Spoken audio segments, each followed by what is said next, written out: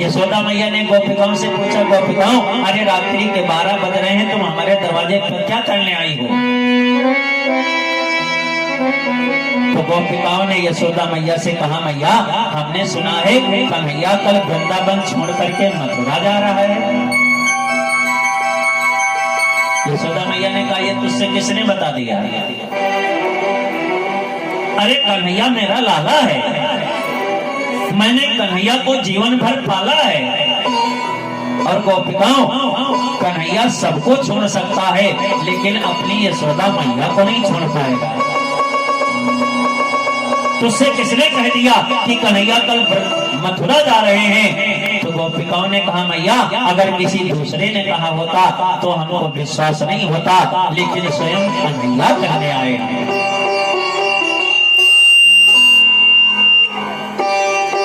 स्वयं कन्हैया कहने आए हैं। ये सेठ माइक बिल्कुल सही कर दो भैया, इतनी देर से सीटी मार रही तुम्हारी समझ में नहीं आ रही, कौन माइक मार रही है? कम से कम इतना ध्यान दे दो।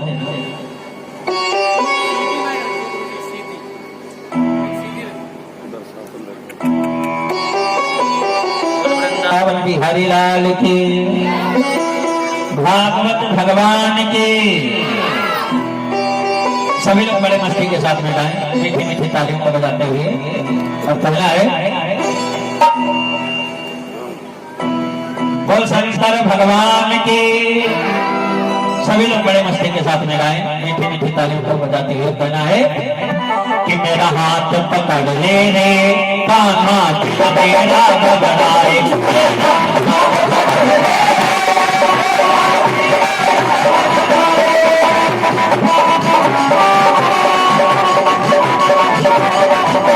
मेरा हाथ पकड़ ले रे कान्हा तेरा घबराए।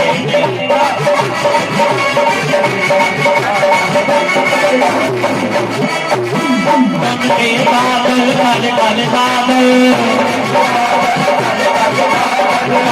बादल काले काले बादल,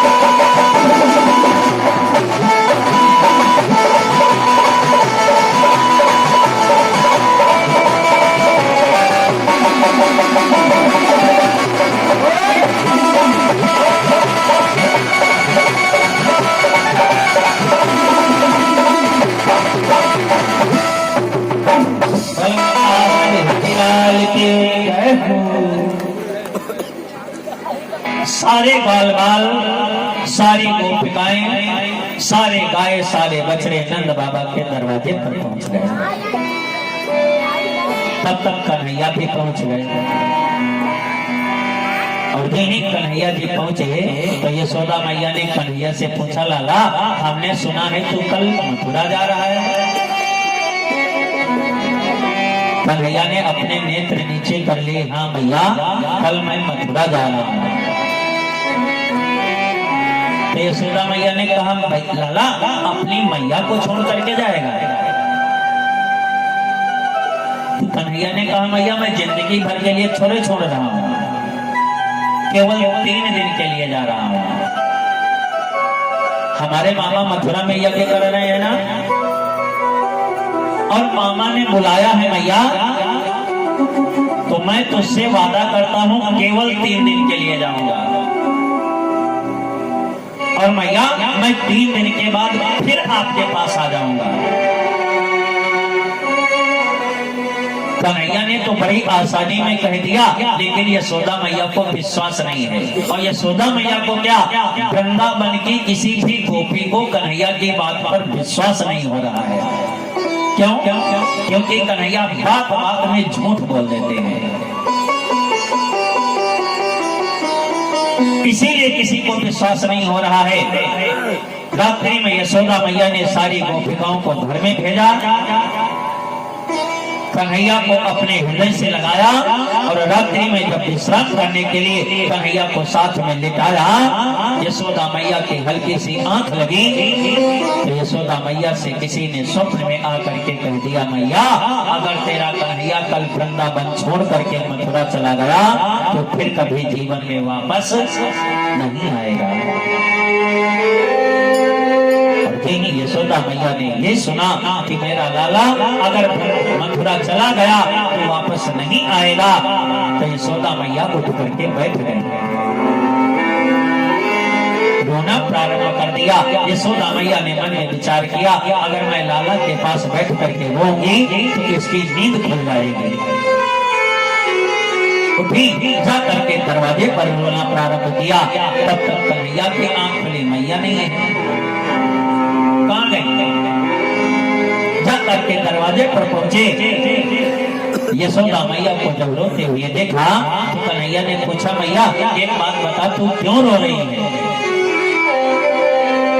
तो यशोदा मैया ने कहा, लाला मेरी जब आंख लगी तो किसी ने मुझसे स्वप्न में बताया, यशोदा अगर तेरा लाला कल वृंदावन छोड़ करके चला गया तो फिर कभी वापस नहीं आएगा,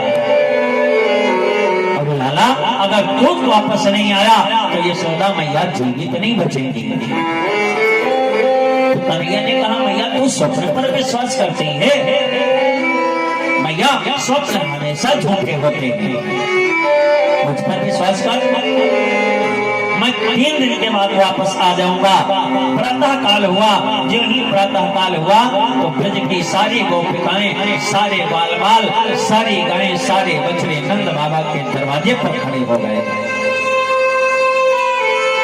अक्रूर जैसे गोपिकाओं ने पूछा, भैया अपना नाम बताओ, तुम्हारा नाम क्या है? अक्रूर ने कहा, हमारा नाम अक्रूर है। तो ब्रज की गोपिकाओं ने कहा, तुम्हारा नाम रखने वाले ने गलत रख दिया, तुम्हारा नाम अक्रूर नहीं होना चाहिए, तुम्हारा नाम क्रूर होना चाहिए।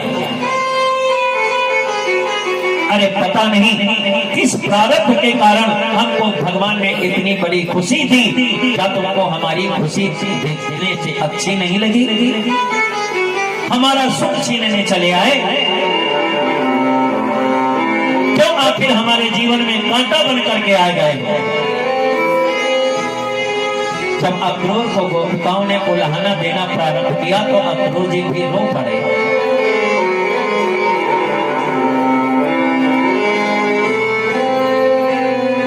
अक्रूर ने कहा, बाबा बहुत विलंब हो रहा है, जल्दी चलो। तो नंद बाबा रथ में बैठे, बाल बाबा रथ में बैठे, और जब कन्हैया रथ में बैठने लगे तो यशोदा मैया ने कन्हैया का हाथ बलराम को पकड़ा दिया और बलराम से कहा, भैया तुम बड़े हो, ये छोटा है, तुम मुझसे वादा करो कि इसको 3 दिन के बाद फिर वृंदावन लेकर के आओगे। तो दाऊ ने कहा, मैया अगर ये 3 दिन के बाद वापस आना चाहेगा तो मैं जरूर लेकर के आऊंगा। ये कन्हैया से पूछ लो, कन्हैया वापस आना चाहता है या नहीं आना चाहता है? कन्हैया बात बात में झूठ बोलते हैं, हाँ मैया मैं बिल्कुल आ जाऊंगा, विश्वास रखो। लेकिन किसी ब्रज की गोपी को विश्वास नहीं है। ब्रज की गोपिकाओं ने कन्हैया से कहा, कन्हैया अगर तुम जाना चाहते हो तो ऐसे नहीं जाना है। सारी गोपिकाएं रथ के आगे लेट गईं और कन्हैया को आदेश दिया, कन्हैया अगर जाना चाहते हो तो रथ हमारे ऊपर से निकाल करके जाओ, जब तक जीवित हूं तब तक नहीं जाओगे। भगवान ने मन में विचार किया कि जब तक गोपिकाएं जिद करती रहेंगी तब तक हम ब्रज छोड़ करके नहीं जा पाएंगे। तो भगवान ने योग माया का आवाहन किया, या देवी सर्वभूतेषु निद्रारूपेण संस्थिता, नमस्तस्यै नमस्तस्यै नमस्तस्यै नमो नमः। निद्रा भगवती का आह्वान किया। भगवान ने कहा, जैसे तुमने मामा के बिरादरी वालों को सुलाया था वैसे सारी ब्रज की गोपिकाओं को सुला दो। जब ये सो जाएंगे हम तब निकल जाएंगे। तो योग माया ने आकर के ब्रज की गोपिकाओं के ऊपर अपना प्रभाव तो डाला। एक मिनट के लिए ब्रज की गोपिकाएं सोई और जिन ही एक मिनट के लिए सोई तो कन्हैया ने अक्रूर से कहा चाचा रथ चलाओ, और जो ही कन्हैया ने कहा रथ चलाओ तो सारी ब्रज की गोपिकाएं फिर जग गई।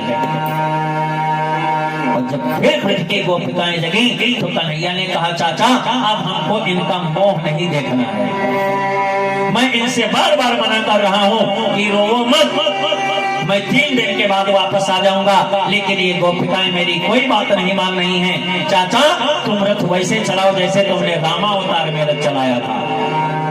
ये अक्रूर पूर्व जन्म के सुमंत्र हैं। अक्रूर जी ने घोड़ों को इशारा किया, घोड़े आकाश मार्ग से भागे, और जो ही आकाश मार्ग से भागे तो सारे बाल सारी गोपिकाएं सारे गाय बछड़े रथ के पीछे दौड़ पड़े, नंगे पैरों से दौड़ते हुए जा रहे हैं। तो महाराज परीक्षित जी ने प्रश्न कर दिया, गुरुदेव जब ब्रजवासी रथ के पीछे नंगे पैरों से दौड़े भगवान के लिए तो क्या ब्रजवासियों के पैरों में कांटे नहीं लगे? क्या उनको दर्द नहीं हुआ? तो सुखदेव जी ने बहुत बढ़िया उत्तर दिया। सुखदेव जी ने कहा परीक्षित जी जो भगवान के लिए नंगे पैरों से दौड़ता है तो उसके मार्ग के कांटे भी फूल बन जाते हैं। एक बार तुम भगवान के लिए नंगे पैरों से दौड़ करके देखो, तुम्हारे मार्ग के जो कांटे होंगे वो फूल हो जाएंगे। सारे ब्रजवासी दौड़ते रहे। एक लाइन बोलूंगा क्योंकि भगवान का विवाह करना है, भजन का समय बिल्कुल नहीं है, केवल कथा का आनंद लीजिए। जब कभी फिर जीवन में समय मिलेगा तो भजनों का पूरा आनंद देंगे, क्योंकि भगवान का विवाह होना है, अभी कथा बहुत है, मामा का भी वध करना है। जो ही भगवान व्रत छोड़ करके चले तो किसी ने बढ़िया सुंदर भाव दिया है कि श्याम का ब्रज से जाना कि जीना लगे, श्याम का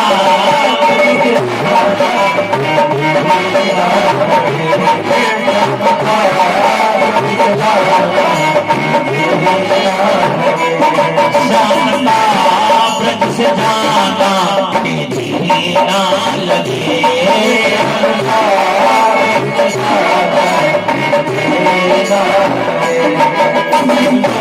यशोदा मैया जो मेरी यशोदा मैया जीना लगे, श्याम का ब्रज से जाना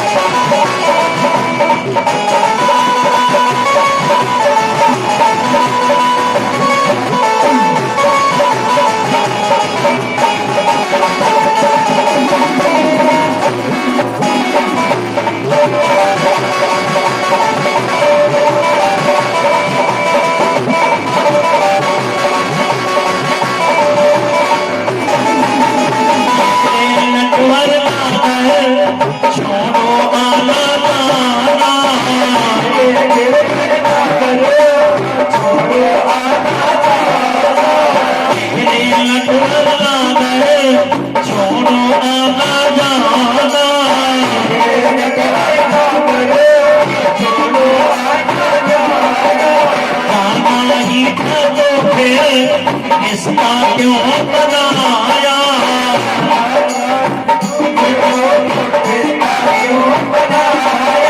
कोई नए बछड़े की जीना लगे,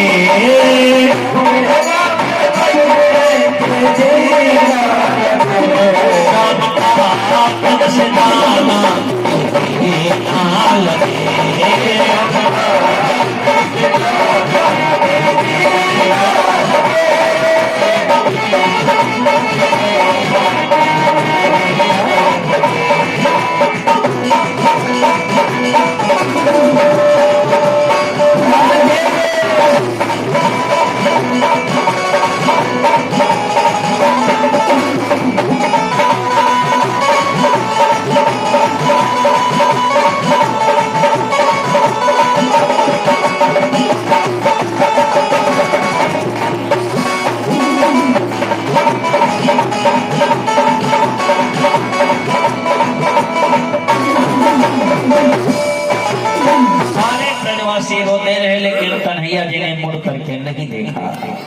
रथ आगे चला। जमुना जी के किनारे पर जब अक्रूर जी पहुंचे तो अक्रूर जी के मन में शंका है कि कंस दुष्ट है। जब कन्हैया मथुरा में पहुंचेंगे और कंस कन्हैया जी को मारेगा तो कन्हैया हमसे पूछेंगे, चाचा क्या हमको मथुरा में मार खिलाने लाए हैं?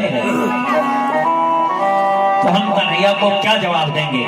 भगवान ने मन में विचार किया, अक्रूर को ये विश्वास नहीं है कि हम भगवान हैं, लाओ हम इनका भी मोह भंग कर दें। अक्रूर जी जमुना जी के किनारे पहुंचे तो अक्रूर जी ने कन्हैया से कहा, कन्हैया हम स्नान करना चाहते हैं।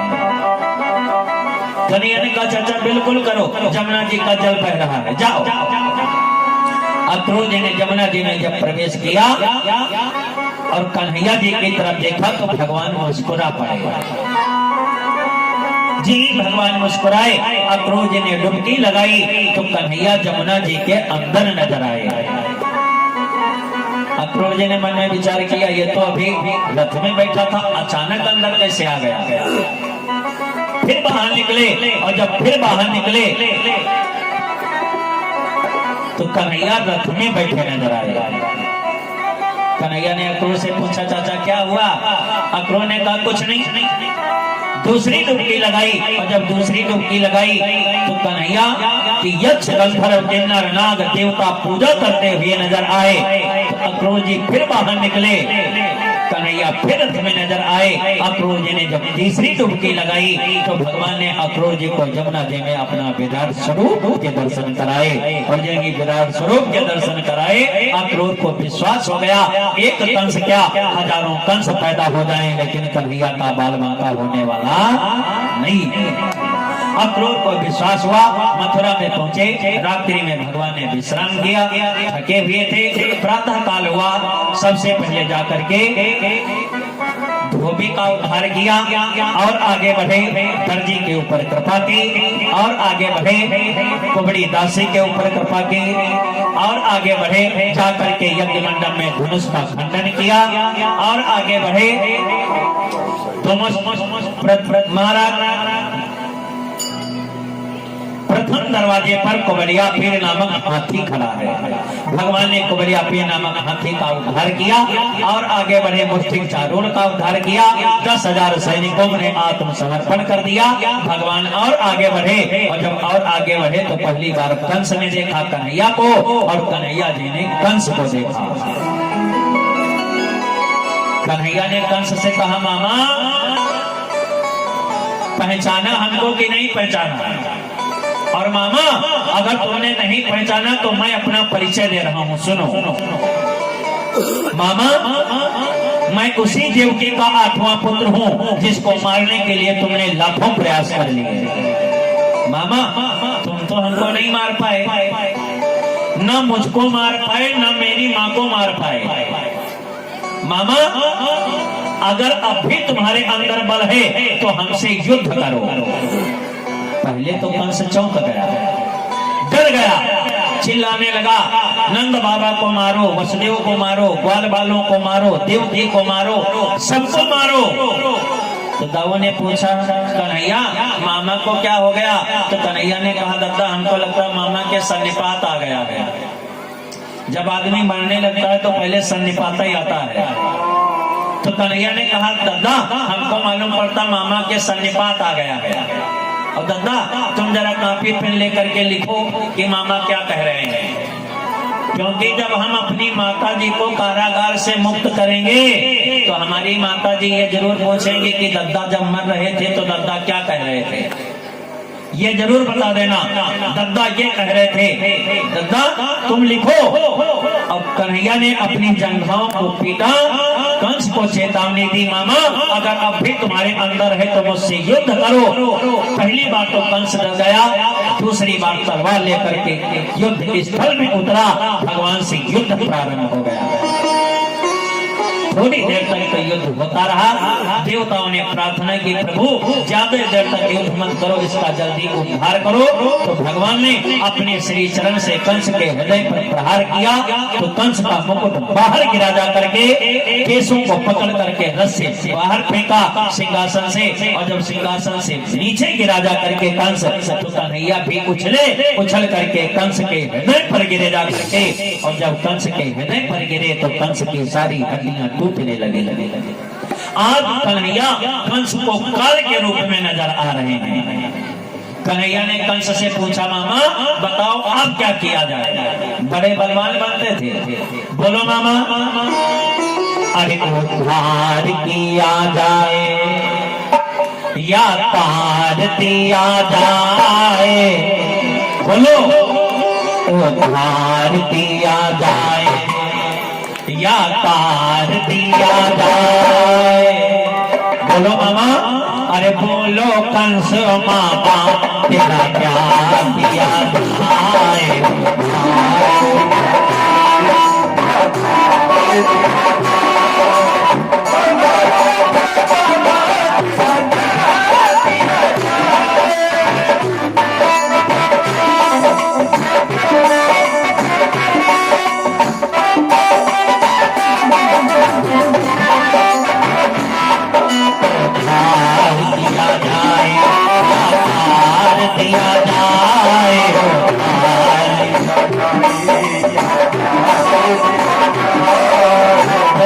कंस मामा तेरा क्या दिया जाए?